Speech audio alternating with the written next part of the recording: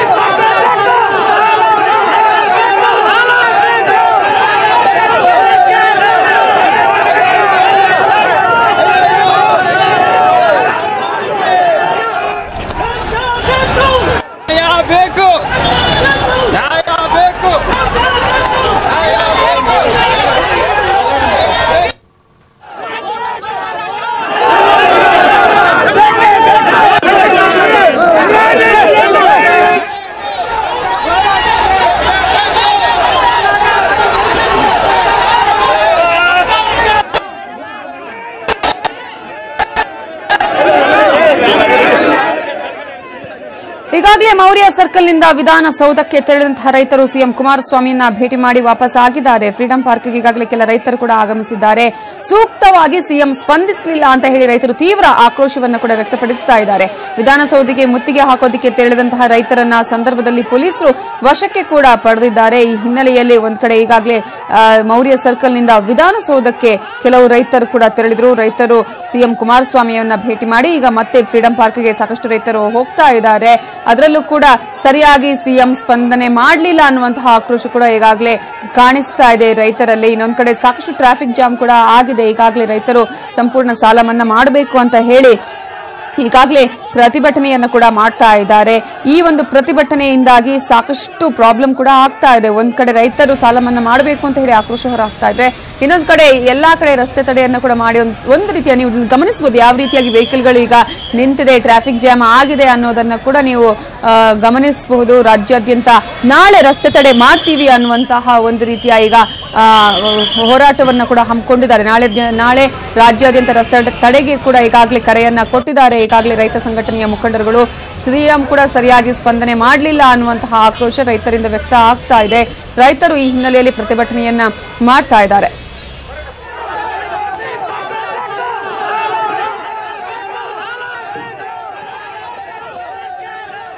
ಇನ್ನು ಇದೇ ವಿಚಾರಕ್ಕೆ ಸಂಬಂಧಪಟ್ಟ ಹಾಗೆ ಮಾತನಾಡೋದಕ್ಕೆ ನಮ್ಮ ಜೊತೆ ರಾಜ್ಯ ಹಸಿರು ಸೇನೆಯ ರಾಜ್ಯಾಧ್ಯಕ್ಷರಾಗಿರುವಂತಹ ಬಸವರಾಜಪ್ಪ ಅವರು ಈಗ ಫೋನ್ ಸಂಪರ್ಕದಲ್ಲಿದ್ದಾರೆ. ನಮಸ್ತೆ.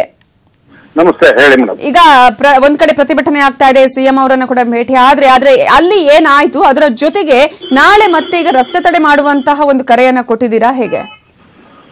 ಮೊದಲು ಅಲ್ಲಿ ಮುಖ್ಯಮಂತ್ರಿಗಳು ಮಾತುಕತೆ ಕರೀತಾ ಇದಾರೆ. ನಾವು ವಿಧಾನಸೌಧ ಮುತ್ತಿಗೆ ಕಾರ್ಯಕ್ರಮ ಹಾಕೊಂಡಿದ್ವಿ.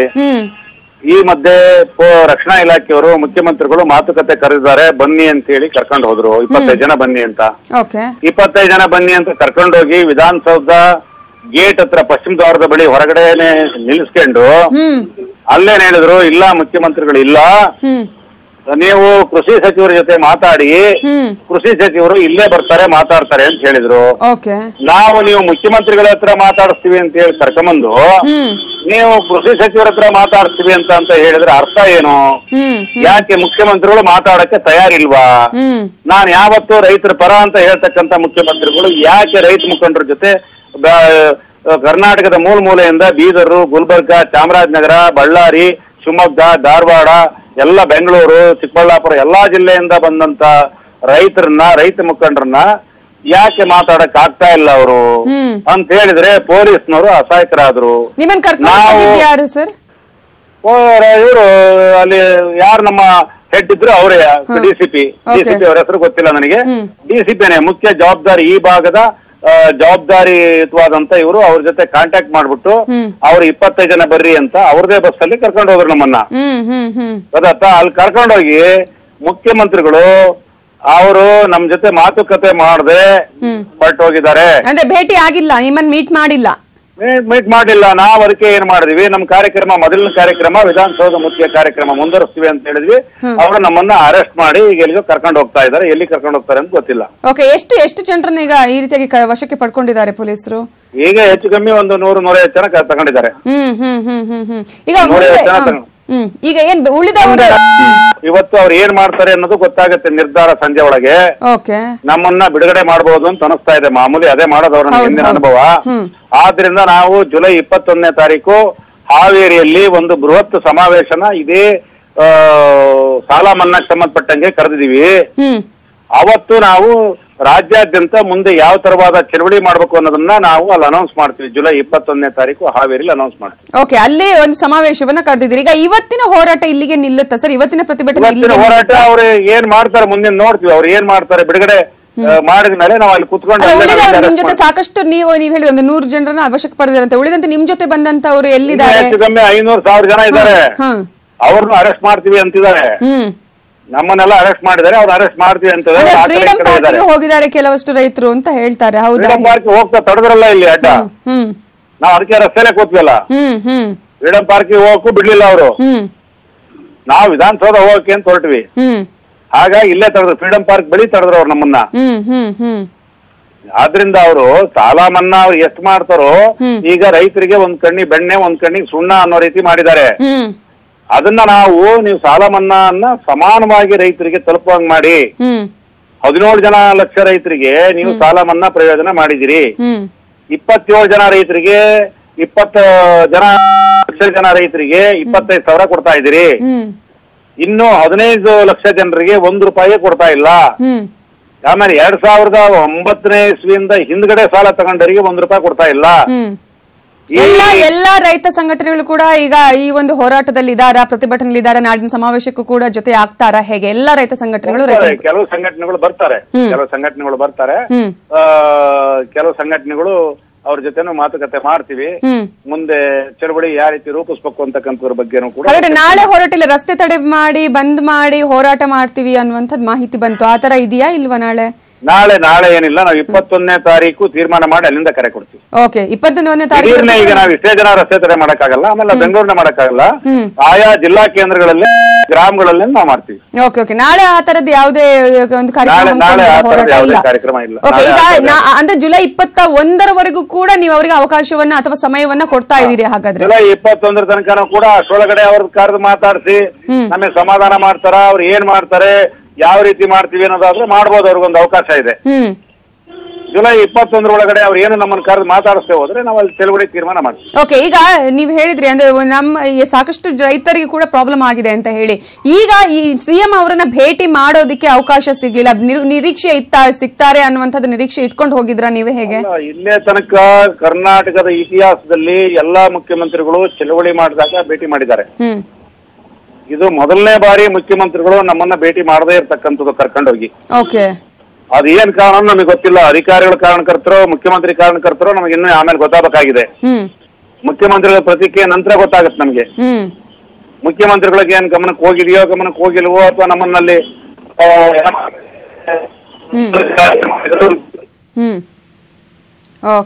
ಧನ್ಯವಾದಗಳು ಬಸವರಾಜಪ್ಪ ಅವರೇ, ನ್ಯೂಸ್ 18 ಜೊತೆ ಮಾತನಾಡಿದಕ್ಕಾಗಿ. ಜುಲೈ 21ರಂದು ಹಾವೇರಿಯಲ್ಲಿ ನಾವು ಈ ಒಂದು ಸಾಲ ಮನ್ನಾ ವಿಚಾರಕ್ಕೆ ಸಂಬಂಧಪಟ್ಟಂತೆ ಸಮಾವೇಶವನ್ನ ಮಾಡ್ತೀವಿ. ಅಲ್ಲಿವರೆಗೂ ಕೂಡ ಅವಕಾಶವನ್ನ ಸಮಯವನ್ನ ನಾವು ಕುಮಾರಸ್ವಾಮಿ ಅವರಿಗೆ ಕೊಡ್ತೀವಿ ಅನ್ನುವಂತಹ ಒಂದು ಎಚ್ಚರಿಕೆಯನ್ನು ಕೂಡ ಈಗ ರೈತ ಮುಖಂಡರುಗಳು ನೀಡಿದ್ದಾರೆ. ಇವತ್ತು ಈಗಾಗಲೇ ಸಾಕಷ್ಟು ರೈತರನ್ನ ಪೊಲೀಸರು ವಶಕ್ಕೆ ಪಡೆದಿದ್ದಾರೆ. ವಿಧಾನಸೌಧಕ್ಕೆ ಮುತ್ತಿಗೆ ಹಾಕುವಂತಹ ಸಂದರ್ಭದಲ್ಲೂ ಕೂಡ ಅಲ್ಲೇ ಅವರನ್ನ ತಡೆದು ಫ್ರೀಡಂ ಪಾರ್ಕ್ ಅಲ್ಲೇ ಅವರನ್ನ ತಡೆದು ಈಗಾಗಲೇ ರಾಜ್ಯ ರೈತ ಮುಖಂಡರುಗಳನ್ನ ಹಾಗೆಯೇ ರೈತರನ್ನ ಕೂಡ ಈ ಒಂದು ಹೋರಾಟದಲ್ಲಿ ಪಾಲ್ಗೊಂಡುವವರನ್ನ ಪ್ರತಿಭಟನೆ ಮಾಡುವವರನ್ನ ಪ್ರತಿಭಟನಾಕಾರರನ್ನ ಈಗಾಗಲೇ ಪೊಲೀಸರು ವಶಕ್ಕೆ ಪಡೆದಿದ್ದಾರೆ. ಒಂದ್ ಕಡೆ ಸಾಕಷ್ಟು ಟ್ರಾಫಿಕ್ ಜಾಮ್ ಕೂಡ ಆಗ್ತಾ ಇದೆ, ಇನ್ನೊಂದ್ ಕಡೆ ರೈತರು ಈಗ ಆಕ್ರೋಶದಿಂದ ಪ್ರತಿಭಟನೆಯನ್ನ ಮಾಡ್ತಾ ಇದ್ದಾರೆ. ಈಗಾಗಲೇ ಸಿಎಂ ಅವರು ನಮ್ಮನ್ನ ಭೇಟಿ ಮಾಡಬೇಕಿತ್ತು, ಸಿಎಂ ಅವರನ್ನ ಭೇಟಿ ಮಾಡ್ತೀನಿ ಅಂತ ಹೇಳಿ ಕರ್ಕೊಂಡು ಹೋದ್ರು. ಆದ್ರೆ ಅಲ್ಲಿ ನೋಡಿದ್ರೆ ನಮ್ಮನ್ನ ಸಿಎಂ ಭೇಟಿ ಮಾಡಲಿಲ್ಲ. ಕೃಷಿ ಸಚಿವರು ಬರ್ತಾರೆ ಅಂತ ಹೇಳಿದ್ರು, ಆದ್ರೆ ಕೂಡ ಯಾರು ಕೂಡ ಅಲ್ಲಿ ನಮ್ಮನ್ನ ಮಾತನಾಡಿಸುವಂತಹ ಪ್ರಯತ್ನವನ್ನ ಮಾಡಲಿಲ್ಲ ಅಂತ ಹೇಳಿ ರೈತರು ತೀವ್ರ ಆಕ್ರೋಶವನ್ನ ಹೊರಹಾಕ್ತಾ ಇದ್ದಾರೆ. ಇವತ್ತು ಸಂಜೆಯವರೆಗೂ ಕೂಡ ನಾವು ಕಾದು ನೋಡ್ತೀವಿ. ನಮ್ಮನ್ನ ಈಗಾಗಲೇ ವಶಕ್ಕೆ ಪಡೆದಿದ್ದಾರೆ. ಸಂಜೆಯ ವೇಳೆಗೆ ಅವರು ನಮ್ಮನ್ನ ಬಿಡುಗಡೆ ಮಾಡುವಂತಹ ಸಾಧ್ಯತೆ ಇದೆ ಅನ್ನುವಂತಹ ಮಾತನ್ನು ಕೂಡ ಇದೇ ಸಂದರ್ಭದಲ್ಲಿ ರೈತರು ಹೇಳಿದ್ದಾರೆ. ಅದರ ಜೊತೆಗೆ ಈಗಾಗಲೇ ಮುಂದಿನ ಹೋರಾಟದ ಬಗ್ಗೆ ಕೂಡ ರೂಪುರೇಷೆಯನ್ನ ಮಾಡ್ತೀವಿ ಅನ್ನುವಂತಹ ಮಾತನ್ನ ಹೇಳಿದ್ದಾರೆ.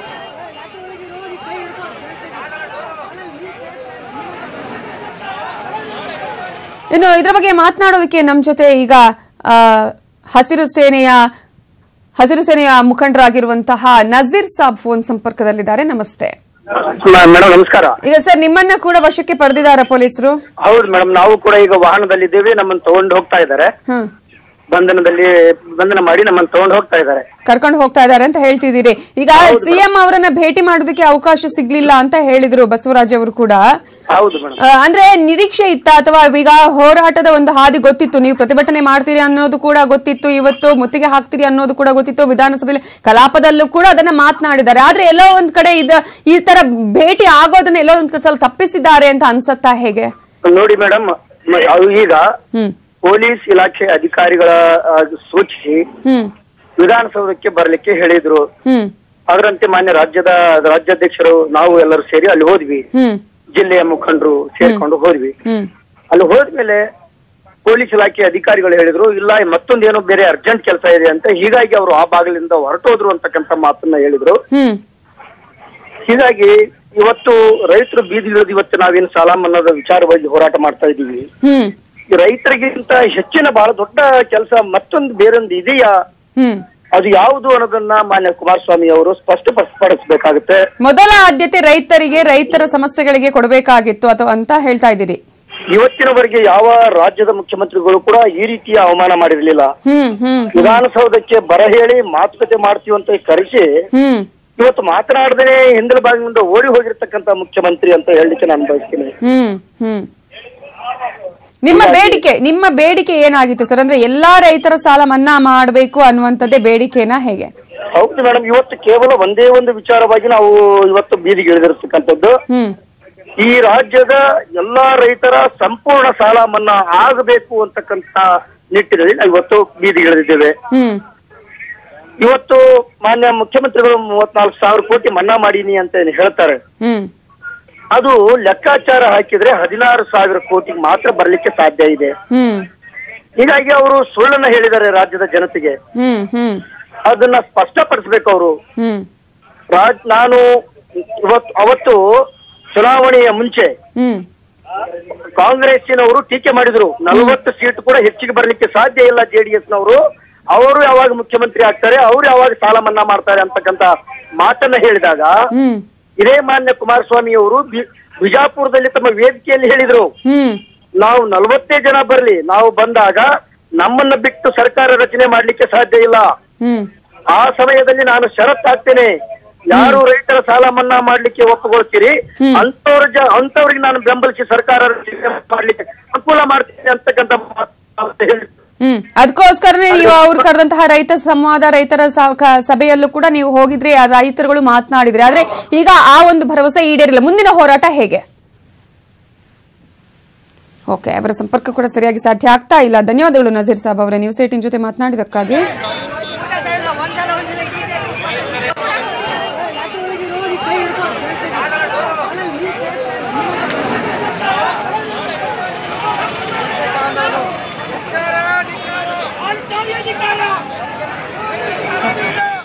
ಈಗಾಗಲೇ ರೈತರು ಪ್ರತಿಭಟನೆಯನ್ನ ಮಾಡ್ತಾ ಇದ್ದಾರೆ. ಪ್ರತಿಭಟನೆ ಮಾಡ್ತಾ ಇದ್ದ ರೈತರನ್ನ ಪೊಲೀಸರು ಈಗಾಗಲೇ ವಶಕ್ಕೆ ಪಡೆದಿದ್ದಾರೆ. ಹಾಗಾಗಿ ಸಾಕಷ್ಟು ಆಕ್ರೋಶವನ್ನು ವ್ಯಕ್ತಪಡಿಸ್ತಾ ಇದ್ದಾರೆ ರೈತರು. ಇದರ ಬಗ್ಗೆ ಮಾತನಾಡೋದಕ್ಕೆ ನಮ್ಮ ಜೊತೆ ರೈತ ಮುಖಂಡರಾಗಿರುವ ಕೋಡಿಹಳ್ಳಿ ಚಂದ್ರಶೇಖರ್ ಅವರು ಫೋನ್ ಸಂಪರ್ಕದಲ್ಲಿದ್ದಾರೆ. ನಮಸ್ತೆ ಸರ್. ನಮಸ್ತೆ. ರೈತರ ಸಾಲ ಮನ್ನಾ ಆಗುತ್ತೆ ಅನ್ನುವಂತಹ ನಿರೀಕ್ಷೆಯಲ್ಲಿದ್ರಿ, ಆ ಒಂದು ಭರವಸೆಯನ್ನ ಇಟ್ಕೊಂಡಿದ್ರಿ. ಅದೇ ಇವತ್ತಿನ ಪ್ರತಿಭಟನೆ ಆದ ನಂತರ ಸಿಎಂ ಅವರನ್ನ ಭೇಟಿ ಆಗ್ಬೇಕಾಗಿತ್ತು, ಸಿಎಂ ಭೇಟಿ ಆಗಿಲ್ಲ ಅಂತ. ಹೌದು, ಸಿಎಂ ಅವ್ರನ್ನ ನಾನು ಪ್ರಶ್ನೆ ಮಾಡ್ತೇನೆ. ನಮ್ಮನ್ನ ವಿಧಾನಸೌಧಕ್ಕೆ ಕರೆಸಿದ್ದಕ್ಕೆ ಆಯ್ತು, ನೀವು ನಮಗೆ ಬಂದಂತ ಸುದ್ದಿ ಬಹಳ ಇಂಪಾರ್ಟೆಂಟ್ ಕೆಲಸ ಇತ್ತು, ತಾವು ಪಾಸ್ ಆದ್ರಿ ಅಂತ ಹೇಳಿ ರಾಜ್ಯದ ರೈತರಿಗೆ ಹೇಳಿ, ಇದಕ್ಕಿಂತ ಇಂಪಾರ್ಟೆಂಟ್ ಕೆಲಸ ಇನ್ಯಾವ್ದಿದೆ? ರೈತರ ಉಳಿಸೋದಕ್ಕಿಂತ ಇಂಪಾರ್ಟೆಂಟ್ ಕೆಲಸ ಯಾವ್ದಿದೆ? ಯಾರು ಸಾಯ್ತಾ ಇದ್ದವರು, ಯಾರ ಜೀವ ಉಳಿಸೋದಕ್ಕೆ ಹೋದ್ರಿ? ಇಂತ ಜವಾಬ್ದಾರಿ ಕೆಲಸದಿಂದ ಜವಾಬ್ದಾರಿ ಕದಿಯೋದಿದೆಯಲ್ಲ, ಇದು ತಪ್ಪಾಗ್ತದೆ. ಮಾನ್ಯ ಮುಖ್ಯಮಂತ್ರಿಗಳು, ನೀವು ಸಾಲ ಮನ್ನಾ ಮಾಡಕ್ಕೆ ನನಗೆ ಇಷ್ಟೇ ಆಗೋದು, ಇದ್ರ ಮೇಲೆ ಆಗಲ್ಲ ಅಂತ ಹೇಳಿ ನಮ್ಮ ತೀರ್ಮಾನ ನಂತರದ್ದು. ಅದು ಬಿಟ್ಟು ಯಾವ್ದು ಮಾಡ್ದಲೆ ಮಾತಾಡೋದೇ ಇಲ್ಲ ಅಂತೇಳಿ ನೀವು ಹೋಗೋದಾದ್ರೆ ನಾವ್ ಇನ್ಮೇಲೆ ಯಾವತ್ತೂ ನಿಮ್ಮನ್ನು ಹುಡುಕೊಂಡು ಬರೋದೇ ಇಲ್ಲ ಮಾತಾಡೋದಕ್ಕೆ. ಹಾಗಾಗಿ ನಾವು ಬೀದಿ ಮೇಲೆನೆ ನಾವು ಉತ್ತರ ಕೊಡ್ಬೇಕಾಗತ್ತೆ ಮುಖ್ಯಮಂತ್ರಿ ಅವ್ರ ನಡವಳಿಕೆಯಿಂದ. ಆ ಕಾರಣಕ್ಕೆ ನಾಳೆಯಿಂದ ರಾಜ್ಯದ ಎಲ್ಲಾ ಜಿಲ್ಲೆಗಳಲ್ಲೂ ಕೂಡ ರೈತರು ಬೀದಿಗಿಳಿದು ಆ ರಸ್ತೆ ತಡೆಯುವಂತ ಚಳವಳಿಯನ್ನ ಮಾಡ್ತಾರೆ. ಮುಖ್ಯಮಂತ್ರಿಗಳು ರಾಜ್ಯದ ಎಲ್ಲಾ ಕಡೆ ಅರೆಸ್ಟ್ ಮಾಡಿ ಜೈಲಿಗೆ ತುಂಬುವಂತ ಕೆಲಸವನ್ನ ಮಾಡಿ. ಈಗಲೂ ಕೂಡ ಪೊಲೀಸರು ವಶಕ್ಕೆ ಪಡೆದಿದ್ದಾರೆ. ಹೌದು, ಪೊಲೀಸ್ ಕಸ್ಟಡಿನಲ್ಲಿ ಇದೀವಮ್ಮ. ಓಕೆ ಓಕೆ ಸರ್, ನೀವು ಹೇಳಿದ್ರಿ ಅಂದ್ರೆ ಈಗ ಒಂದ್ ಕಡೆ ನಿಮ್ಮ ಬೇಡಿಕೆ ಇರೋದು ರೈತರ ಸಂಪೂರ್ಣ ಸಾಲ ಮನ್ನಾ ಆಗ್ಬೇಕು ಎಲ್ಲ ರೈತರದ್ದು ಅಂತ ಹೇಳಿ. ಈಗ ಆಗಿರುವಂತದ್ದು 37,000 ಕೋಟಿ ಸಾಲ ಮನ್ನಾ, ಆದ್ರೆ ನೀವು ಹೇಳ್ತಾ ಇರೋದು 16,000 17,000 ಕೋಟಿ ಅಷ್ಟೇ ಸಾಲ ಮನ್ನಾ ಆಗುತ್ತೆ ಅಂತ. ಹೇಗೆ ಸರ್ ಇದು ಲೆಕ್ಕಾಚಾರ ಅಂತ? ನೋಡಿ ಅಮ್ಮ, ಈಗ ನಮ್ದು 34,000 ಕೋಟಿ ಬಹುತೇಕ ಸಾಲ ಇರ್ತಕ್ಕಂಥದ್ದು ವಾಣಿಜ್ಯ ಬ್ಯಾಂಕ್ಗಳಲ್ಲಿ. ಹಾಗಾಗಿ ವಾಣಿಜ್ಯ ಬ್ಯಾಂಕ್ಗಳಲ್ಲಿ ಬಡ್ಡಿ ಸಂಪೂರ್ಣವಾಗಿ ರಿಯಾಯಿತಿಯನ್ನ ಕೊಟ್ಟಿದ್ದಾರೆ. ಬಡ್ಡಿ ಎಲ್ಲ ಮನ್ನಾ ಆದ್ಮೇಲೆ ಏನು ವಾಣಿಜ್ಯ ಬ್ಯಾಂಕ್ಗಳಲ್ಲಿ ಇನ್ನು ಅಸಲು ಮಾತ್ರ ತುಂಬಬೇಕಾಗಿದೆ. ಅಸಲು ತುಂಬಕ್ಕೆ 5 ವರ್ಷಗಳ ಕಾಲಾವಕಾಶ ಇದೆ. ಹಾಗಾಗಿ ಅಸಲು ಎಷ್ಟು ಉಳಿಯುತ್ತೆ ಅಂದ್ರೆ ಕೊನೆಗೆ ಒಂದು 16,000 ಚಿಲ್ಲರೆ ಉಳಿಯುತ್ತೆ ಆಜು ಬಾಜು ಅಷ್ಟೇ. ನಾನು ಹೇಳಿದ್ದು ಇಷ್ಟೇ, ನಾನು ಮಾಡಿರೋದು ಇಷ್ಟೇ, ಇನ್ಮೇಲೆ ಆಗಲ್ಲ ಅಂದ್ರೆ ಆಗಲ್ಲ ಅಂತ ಹೇಳಿ ನಾವು ಕೇಳೋದೇ ಇಲ್ವಲ್ಲ. ನಮ್ಮ ಮನೆ ಪಾಡು ರೈತರದು ಬಂದಿದೆ, ಅನುಭವಿಸ್ತೀವಿ. ಮುಂದಿನ ಹೋರಾಟ ಏನಂತ ಹೇಳಿ ಪ್ರಾರಂಭ ಮಾಡ್ತೀವಿ. ಓಕೆ, ಈಗ ನೀವ್ ಹೇಳಿದ್ರಿ ರಾಜ್ಯಾದ್ಯಂತ ರಸ್ತೆ ತಡೆ ಕೂಡ ಮಾಡ್ಬೇಕಾಗತ್ತೆ ಅಂತ ಹೇಳಿ. ನಾಳೆಯಿಂದ ಈ ರೀತಿಯಂತ ಹೋರಾಟ ಆಗುತ್ತಾ? ಹಾಗಾದ್ರೆ ರೈತರು ಈಗಾಗಲೇ ಹೋರಾಟದಲ್ಲಿದ್ದಾರೆ, ಪ್ರತಿಭಟನೆ ಮಾಡ್ತಾ ಇದ್ದಾರೆ, ರಸ್ತೆಯಲ್ಲೇ ಇದ್ದಾರೆ, ವಶಕ್ಕೆ ಪಡ್ಕೊಳ್ತಾ ಇದ್ದಾರೆ, ಈ ರೀತಿಯಂತ ಸಾಕಷ್ಟು ಗೊಂದಲ ಆಗ್ತಾ ಇದೆ. ನಾಳೆಯಿಂದ ನಿಮ್ಮ ಹೋರಾಟ ಹೇಗೆ ಹಾಗಾದ್ರೆ? ನೋಡಿ ಅಮ್ಮ, ಇದು ರೈತರಿಗೆ ಮಾಡಿದಂತ ಅತ್ಯಂತ ಅವಮಾನ. ಒಬ್ಬ ಮುಖ್ಯಮಂತ್ರಿಯಾಗಿ ತಾವು ಏನ್ ಹೇಳ್ತೀರಾ ಹೇಳ್ರಿ. ಮೊದಲನೇದು ಕೇಳಿಕೊಳ್ಳುವಂತ ತಾಯಿತನ, ಎರಡನೇದು ಮಾಡಕ್ಕಾಗುತ್ತೆ ಬಿಡುತ್ತೆ ಅನ್ನೋದನ್ನ ಆಮೇಲೆ ಹೇಳುವಂತದ್ದು. ಇದು ಕೇಳ್ಕೊಳಕ್ಕೆ ತಯಾರಿಲ್ಲ, ಆ ಕಡೆ ಗೇಟ್ ಇಂದ ಹೋಗ್ತೀರಿ ಅಂದ್ರೆ ಇದು ರೈತರಿಗೆ ಅತ್ಯಂತ ಅಪಮಾನ ಮಾಡ್ದಂಗಾಯ್ತು. ಹಾಗಾಗಿ ನಾಳೆ ರಾಜ್ಯದ ಎಲ್ಲಾ ಕಡೆಯಲ್ಲೂ ರಸ್ತೆ ತಡೆಗೆ ರೈತರು ಮುಂದಾಗ್ತಾರೆ. ತಾವು ಎಲ್ಲಾ ಕಡೆ ಅರೆಸ್ಟ್ ಮಾಡಿ ಯಾವ್ಯಾವ ಜೈಲಿಗೆ ಬೇಕೋ ಭರ್ತಿ ಮಾಡಿ ನಿಮ್ಮ ಅಧಿವೇಶನವನ್ನ ನಡೆಸಿ. ನಾವು ರೈತರಿಗೆ ಹೇಳ್ತೀವಿ. ಎಸ್, ಈಗ ಕೋಡಿಹಳ್ಳಿ ಚಂದ್ರಶೇಖರ್ ನೀವು ಹೇಳಿದ್ರಿ ಒಂದ್ ರೀತಿಯಲ್ಲಿ ಇದು ರೈತರಿಗೆ ಇಲ್ಲಿಯವರೆಗೂ ಕೂಡ ಯಾರು ಈ ರೀತಿಯ ಮುಖ್ಯಮಂತ್ರಿಗಳು ಮಾಡಿರ್ಲಿಲ್ಲ ಅನ್ನುವಂಥದ್ದು. ಕರೆಯಿಸಿಕೊಂಡು ಟೈಮ್ ಕೊಟ್ಟಿದ್ರ ಸರ್ ಮಾತನಾಡೋದಕ್ಕೆ ಅವಕಾಶ, ಅಥವಾ ಟೈಮ್ ಫಿಕ್ಸ್ ಆಗಿತ್ತಾ ಹೇಗೆ? ನೋಡಿ, ನಮ್ಮನ್ನ ರಸ್ತೆ ಮೇಲಿದ್ದಂತ ರೈತರನ್ನ ಪೊಲೀಸ್ನವರು ಪೊಲೀಸ್ ವ್ಯಾನ್ ಅಲ್ಲಿ ವಿಧಾನಸೌಧ ಹತ್ರ ನಿಲ್ಲಿಸ್ಕೊಂಡು ಮುಖ್ಯಮಂತ್ರಿ ಎಲ್ಲಿದ್ದಾರೆ ಅಂತ ಹೇಳಿ ಚೆಕ್ ಮಾಡ್ಕೊಂಡು ಕರ್ಕೊಂಡು ಹೋಗಕ್ ಹೊರಟ್ರೆ ಮುಖ್ಯಮಂತ್ರಿ ಅವರು ಆ ಕಡೆ ಗೇಟ್ ಇಂದ ಹೋಗಿದ್ದಾರೆ ಅಂದ್ರೆ ಏನು ಅರ್ಥ ಏನೋದು? ಇದು ಸರಿಯಾದಂತ ಕ್ರಮ ಅಲ್ವಲ್ಲ. ಮುಖ್ಯಮಂತ್ರಿ ನಡ್ಕೊಳ್ಳೋ ನಡವಳಿಕೆ ಇದು ಸರಿಯಲ್ಲ ಅಂತ ಹೇಳ್ತೀವಿ. ಓಕೆ, ಅಂದ್ರೆ ಇಲ್ಲಿ ಮುಖ್ಯಮಂತ್ರಿಗಳ ಗಮನಕ್ಕೆ ಇದು ಬಂದಿದೆ ಅಥವಾ ಪೊಲೀಸ್ ಅಧಿಕಾರಿಗಳು ಈ ರೀತಿಯಾಗಿ ಮಾಡಿದ್ದಾರೆ ಅಂತ ಅನ್ಸತ್ತಾ? ಅಲ್ಲ, ಪೊಲೀಸ್ ಅಧಿಕಾರಿಗಳು ಮಾಡಿದ್ರು ಕೂಡ ಮುಖ್ಯಮಂತ್ರಿಯೇ ಜವಾಬ್ದಾರಿ. ಯಾಕೆ ಮಾಡಿದ್ರು ಪೊಲೀಸ್ನವರು? ನಿಮ್ಮನ್ನ ಕರ್ಕೊಂಡು ಹೋಗ್ಲೇಬಾರ್ದಾಗಿತ್ತ, ಅಥವಾ ಒಂದ್ ವೇಳೆ ಆ ತರ ಭೇಟಿ ಆಗೋದಕ್ಕೆ ಆಗದಿದ್ರೆ ಅಂತ ಹೇಳಿ? ಅಲ್ಲ, ಹೇಳಿದ ಮೇಲೆ. ಯಾಕೆಂದ್ರೆ ಬೆಳಿಗ್ಗೆ 11 ಗಂಟೆಯಿಂದ ಪೊಲೀಸ್ನವರು ನಿರಂತರವಾಗಿ ಮುಖ್ಯಮಂತ್ರಿಗಳ ಸಂಪರ್ಕದಲ್ಲಿದ್ದಾರೆ. ಅವರು ಯಾವಾಗ ಕರ್ಕೊಂಡ್ ಬರ್ಬೇಕು, ಏನು ಅವ್ರ ಡಿಮ್ಯಾಂಡ್ ಏನು ಅಂತ ಹೇಳಿ ಪ್ರತಿಯೊಂದು ಕೂಡ ಅವರು ಸಂಪರ್ಕದಲ್ಲಿದ್ದಾರೆ. ಈಗ ಅವ್ರು ಹೇಳಿದ ಮೇಲೆನೆ ನಮ್ಮನ್ನ ಇಲ್ಲಿಂದ ಅವರು ಲಿಫ್ಟ್ ಮಾಡಿದ್ರು. ಹೌದು. ಈಗ ನಮ್ಮನ್ನ ಅಲ್ಲಿ ಕರ್ಕೊಂಡು ಹೋದ್ಮೇಲೆ ಆ ಕಡೆ ಗೇಟ್ ಅಲ್ಲಿ ಹೋದ್ರು ಅಂತ ಅಂದ್ರೆ ಏನು ಅರ್ಥ? ಆಯ್ತು ಹೋಗ್ಬಿಟ್ರು. ಸರಿ, ನಾನು ಹಿಂಗೇನೋ ಬಂದೆ, ಈ ಕಡೆ ಬನ್ನಿ, ಇಲ್ಲಿ ಕೂತ್ಕೊಂಡು ಮಾತಾಡೋಣ, ನೀವೇನ್ ಹೇಳ್ತೀರಿ ಹೇಳಿ ಅನ್ನೋದು ಅದು ಕೂಡ ಸೌಜನ್ಯ ತಾನೆ. ಅದು ಇಲ್ಲ ಅಂದ್ರೆ ಏನು ಅಂತ ಹೇಳಿ ನಾವು ಅಂದ್ಕೋಬೇಕು. ಈಗ ವಶಕ್ಕೆ ಕೂಡ ಪಡೆಯಲಾಗಿದೆ ನಿಮ್ಮನ್ನ. ಹಾಗಾಗಿ ಪೊಲೀಸ್ ಕಸ್ಟಡಿಯಲ್ಲಿ ಇದೀವಿ ನಾವು ಹೇಳ್ತಾ ಇದೀವಿ, ನಮ್ಮನ್ನ ನ್ಯಾಯಾಂಗ ಬಂಧನಕ್ಕೆ ಒಪ್ಪಿಸಿ ನಿಮ್ಮ ವಿಧಾನಸೌಧವನ್ನ ನೀವು ಮುಂದುವರಿಸಿ, ನಾವು ಜೈಲಲ್ಲಿ ಇರ್ತೀವಿ, ಅಧಿವೇಶನ ಮುಗಿದ ಮೇಲೆ ನಮ್ಮನ್ನ ಬಿಡುಗಡೆ ಮಾಡಿ ಅಂತ ಹೇಳ್ತಾ ಇದ್ದೀವಿ. ಸರ್, ಈಗ 100ಕ್ಕಿಂತಲೂ ಹೆಚ್ಚು ರೈತರನ್ನ ನಿಮ್ಮನೀಗ ಎಲ್ಲರ ರೈತ ಮುಖಂಡರುಗಳನ್ನು ವಶಕ್ಕೆ ಪಡೆದಿದ್ದಾರೆ. ಸಾಕಷ್ಟು ಸಾವಿರಾರು ಸಂಖ್ಯೆಯಲ್ಲಿ ರೈತರು ಬಂದಿದ್ದಾರೆ. ಅವರು ಈಗ ಏನು ಹೋರಾಟವನ್ನ ಮುಂದುವರಿಸ್ತಾರಾ, ಹೇಗೆ? ಈಗ ಹೋರಾಟ ಪ್ರತಿ ಜಿಲ್ಲೆಯಲ್ಲಿ ಈಗ ಪ್ರಾರಂಭ ಆಗ್ತದೆ. ಈಗ ನಮ್ಮಲ್ಲಿ ಅರೆಸ್ಟ್ ಆಗದಲ್ಲೇ ಉಳಿದಂತವ್ರು ಯಾರ್ಯಾರಿದ್ದಾರೆ ಅವರೆಲ್ಲ ಆಯಾಯ ಜಿಲ್ಲೆಗಳಿಗೆ ಹೋಗಿ ಆರ್ಗನೈಸ್ ಮಾಡಿ ನಾಳೆ ರಸ್ತೆ ಬಂದ್ ಚಳುವಳಿ ಪ್ರಾರಂಭ ಆಗುತ್ತೆ. ಓಕೆ, ನಾಳೆಯಿಂದಲೇ ರಸ್ತೆ ಬಂದ್ ನಡೆಯುತ್ತೆ ಹಾಗಾದ್ರೆ? ಹೌದು, ಪ್ರಾರಂಭ ಆಗುತ್ತೆ. ಹಾಗೆ ಜುಲೈ 21ಕ್ಕೆ ಕೂಡ ಹಾವೇರಿಯಲ್ಲಿ ಸಮಾವೇಶವನ್ನ ಮಾಡ್ತಾರೆ ಅಂತ ಹೇಳಿ ಬಸವರಾಜಪ್ಪ ಅವರು ಹೇಳಿದ್ರು. ಇದರ ಏನು ಪರಿಣಾಮಗಳಿದೆಯೋ ಎಲ್ಲ ತೀರ್ಮಾನಗಳನ್ನ ಹಾವೇರಿಯಲ್ಲಿ ತಗೊಂತೀವಿ. ಓಕೆ, ಹಾಗಾಗಿ ಹೋರಾಟ ನಾಳೆಯಿಂದಲೇ ಮುಂದುವರಿಯುತ್ತೆ ಎಲ್ಲಾ ಜಿಲ್ಲೆಗಳಲ್ಲೂ ಕೂಡ? ಹೌದು, ಪ್ರಾರಂಭ. ಓಕೆ, ಧನ್ಯವಾದಗಳು ಕೋಡಿಹಳ್ಳಿ ಚಂದ್ರಶೇಖರ್ ಅವರೇ, ನ್ಯೂಸ್ 18 ಜೊತೆ ಮಾತನಾಡಿದಕ್ಕಾಗಿ. ಈಗಾಗಲೇ ಎಲ್ಲಾ ರೈತರನ್ನ ಕೂಡ ಅವರವರ ಜಿಲ್ಲೆಗೆ ಕಳುಹಿಸುವಂತ ಪ್ರಯತ್ನ ಮಾಡ್ತಾ ಇದೀವಿ. ಸಾಕಷ್ಟು ಮುಖಂಡರುಗಳನ್ನ, ರೈತರನ್ನ ಈಗಾಗಲೇ ಪೊಲೀಸರು ವಶಕ್ಕೆ ಪಡೆದಿದ್ದಾರೆ. ಈಗ ಯಾರ್ಯಾರು ರೈತರು ಉಳಿದಿದ್ದಾರೋ ಆ ರೈತರು ಅವರವರ ಜಿಲ್ಲೆಗೆ ಹೋಗಿ ನಾಳೆಯಿಂದಲೇ ರಸ್ತೆ ಬಂದ್ ಮಾಡುವಂತಹ, ರಾಜ್ಯಾದ್ಯಂತ ರಸ್ತೆ ತಡೆ ಮಾಡುವಂತಹ ಒಂದು ಕೆಲಸವನ್ನ ನಾಳೆಯಿಂದಲೇ ಆರಂಭ ಆಗತ್ತೆ ಅನ್ನುವಂತಹ ಮಾತನ್ನ ರೈತ ಮುಖಂಡ ಕೋಡಿಹಳ್ಳಿ ಚಂದ್ರಶೇಖರ್ ಅವರು ಹೇಳಿದ್ದಾರೆ. ಜೊತೆಗೆ ಸಿಎಂ ಅವರೇ ನಮ್ಮನ್ನ ಬರೋದಿಕ್ಕೆ ಹೇಳಿ, ನಮ್ಮನ್ನ ಮೀಟ್ ಮಾಡ್ತೀವಿ ಅಂತ ಹೇಳಿ ನಮ್ಮನ್ನ ಕರೆಸಿಕೊಂಡು ಹಿಂದಿನ ಬಾಗಿಲ ಮೂಲಕ ಅವರು ಹೋಗಿದ್ದಾರೆ. ರೈತರಿಗಿಂತ, ರೈತರ ಕೆಲಸಕ್ಕಿಂತ ಅಥವಾ ರೈತರ ಸಮಸ್ಯೆಗಳನ್ನ ಆಲಿಸೋದಕ್ಕಿಂತ ಬೇರೆ ಇನ್ನೊಂದು ಪ್ರಮುಖವಾದ, ಹಾಗಾದ್ರೆ ಯಾವ ಸಮಸ್ಯೆ ಇದೆ, ಯಾವ ವಿಷಯ ಇತ್ತು, ಈ ರೀತಿಯಾಗಿ ರೈತರನ್ನ ಕರೆಸಿಕೊಂಡು ಅವಮಾನ ಮಾಡಿದ್ದಾರೆ ಸಿಎಂ ಕುಮಾರಸ್ವಾಮಿ ಅವರು ಅನ್ನುವಂತಹ ಮಾತನ್ನ ರೈತ ಮುಖಂಡರುಗಳು ಕೂಡ ಹೇಳಿದ್ದಾರೆ. ಇಲ್ಲಿಯವರೆಗೂ ಯಾವ ಸಿಎಂ ಕೂಡ ಈ ತರ ಮಾಡಿರ್ಲಿಲ್ಲ, ಈ ತರ ಬಿಹೇವಿಯರ್ ಮಾಡಿರ್ಲಿಲ್ಲ ಅನ್ನುವಂತಹ ಮಾತನ್ನ ಕೂಡ ಈಗಾಗಲೇ ರೈತ ಮುಖಂಡರುಗಳು ಹೇಳಿ ತಮ್ಮ ಆಕ್ರೋಶವನ್ನ ಹೊರ ಹಾಕಿದ್ದಾರೆ. ರೈತರನ್ನ ಅಲ್ಲಿಗೆ ಕರೆಸಿಕೊಂಡು ಅಲ್ಲಿಂದ ಹಿಂಬಾಗಿಲಿನ ಮೂಲಕ ತನಗೆ ಯಾವುದೋ ಬೇರೆ ದೊಡ್ಡ ಕೆಲಸ ಇದೆ ಅಂತ ಹೇಳ್ಕೊಂಡು ಹೋಗುವಂತಹ ಅವಶ್ಯಕತೆ ಏನಿತ್ತು ಅನ್ನುವಂತಹ ಪ್ರಶ್ನೆ ಈಗ ರೈತರಿಂದ ಕೇಳಿ ಬರ್ತಾ ಇದೆ.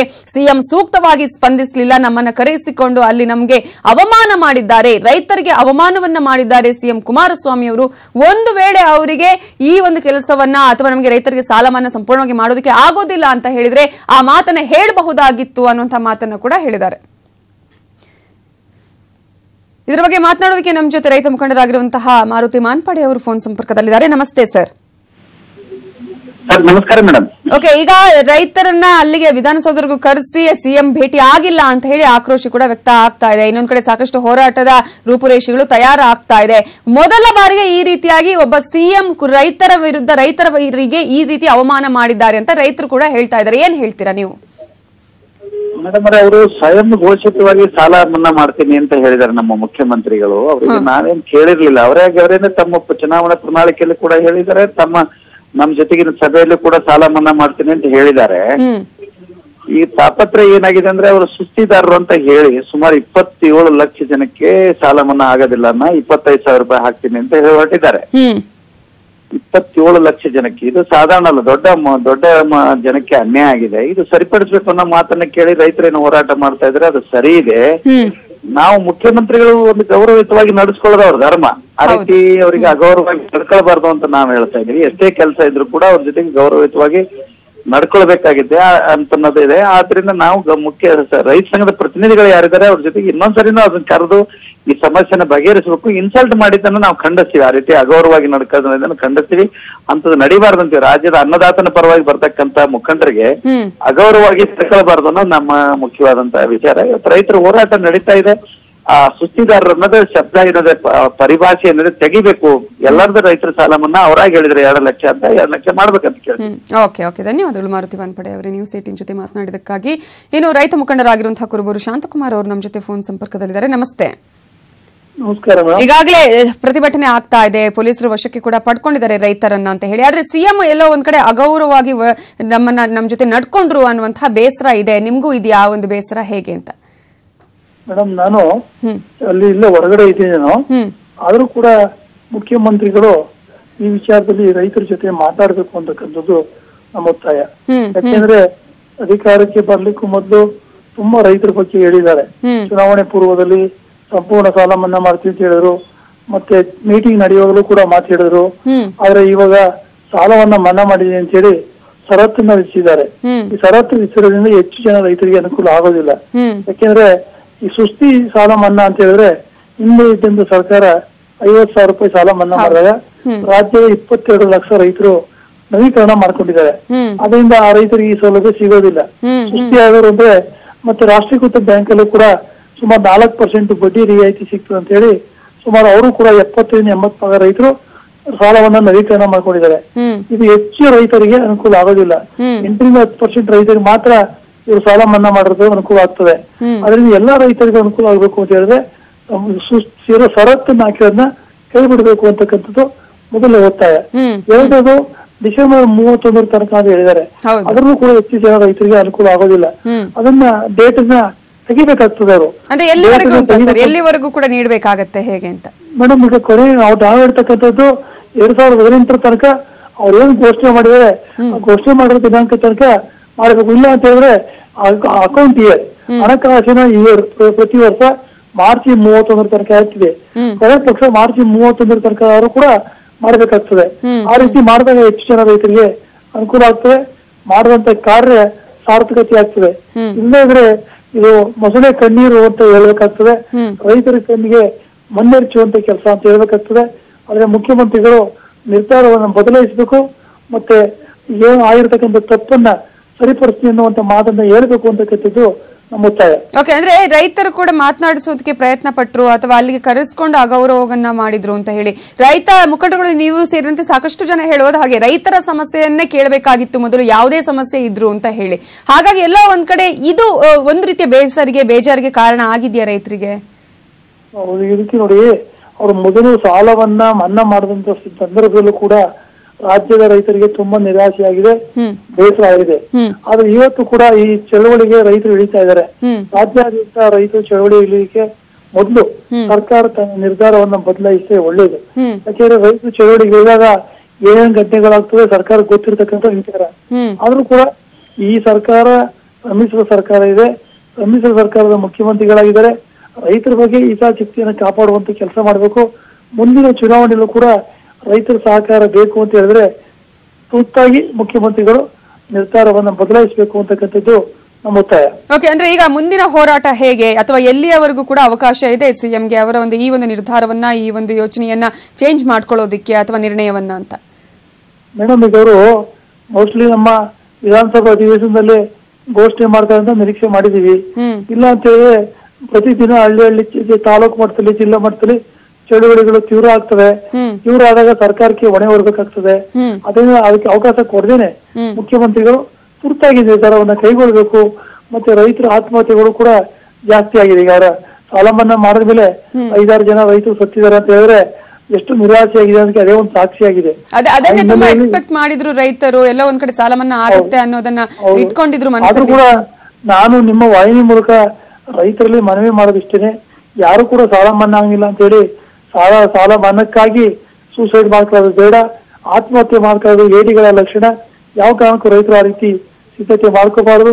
ನಾವೆಲ್ಲ ಇದ್ದು ಜಯಿಸಿ ಹೋರಾಟ ಮಾಡೋಣ, ಸರ್ಕಾರದ ಗಮನ ಸೆಳೆಯೋಣ ಅಂತಕ್ಕಂಥದ್ದು ನನ್ನ ರೈತ ಬಾಂಧವರಲ್ಲಿ ನನ್ನ ಮನವಿ. ಓಕೆ ಸರ್, ಎಲ್ಲಾ ಸಂಘಟನೆಗಳು ಕೂಡ ಈಗ ಈ ಹೋರಾಟಗಳಿಗೆ ಒಪ್ಪಿಗೆಯನ್ನು ಕೊಟ್ಟಿವ? ಎಲ್ಲಾ ರೈತ ಸಂಘಟನೆಗಳು, ಎಲ್ಲಾ ರೈತರಿಗೂ ಒಪ್ಪಿಗೆ ಇದೆಯಾ? ರೈತ ಸಂಘಟನೆ ಎಲ್ಲಾ ರೈತ ಸಂಘಟನೆಗಳು ಕೂಡ ಈ ವಿಚಾರದಲ್ಲಿ ವಿರೋಧ ಮಾಡ್ತಾ ಇದ್ದಾರೆ. ಈಗಾಗಲೇ ಸರ್ಕಾರದ ಗಮನಕ್ಕೆ ಬಂದಿದೆ. ಈಗ ಇಷ್ಟು ರೈತರು ವಿರೋಧವನ್ನು ವ್ಯಕ್ತಪಡಿಸಿದ್ದಾರೆ, ಪ್ರತಿಭಟನೆ ಆಗ್ತಾ ಇದೆ ಅಂತ ಗೊತ್ತಿದ್ರು ಕೂಡ ಸುಮ್ಮನಿದ್ದಾರೆ ಅಂತ ಹೇಳಿ. ಹಾಗಾಗಿ ಈಗ ಇವತ್ತಿನಿಂದನೇ ಹೋರಾಟ ಆಗುತ್ತೆ. ಯಾಕಂದ್ರೆ ಬೇರೆ ಬೇರೆ ಕಡೆಯಿಂದ ಸಾಕಷ್ಟು ರೈತರುಗಳು ಬಂದಿದ್ದಾರೆ, ಇಲ್ಲಿ ಬೆಂಗಳೂರಿಗೆ ಕೂಡ ಆಗಮಿಸಿದ್ದಾರೆ. ಅದರ ಜೊತೆಗೆ ಬೇರೆ ಬೇರೆ ಕಡೆಗಳಲ್ಲಿರುವಂತಹವರು ನಾಳೆಯಿಂದಲೇ ಈ ಹೋರಾಟ ಆಗುತ್ತೆ, ರಾಜ್ಯಾದ್ಯಂತ ರಸ್ತೆ ತಡೆ ಮಾಡ್ಲಾಗತ್ತೆ ಅಂತಾನು ಕೂಡ ಹೇಳಿದ್ರು ಈಗಾಗ್ಲೇ. ಮೇಡಮ್, ನಮಗೂ ನಮ್ ಸಂಘಟನೆಯಿಂದನೂ ಕೂಡ ಚಳವಳಿ ಮಾಡ್ಲಿಕ್ಕೆ ಈಗಾಗಲೇ ಸಿದ್ಧತೆ ಮಾಡ್ಕೋತಾ ಇದ್ದಾರೆ.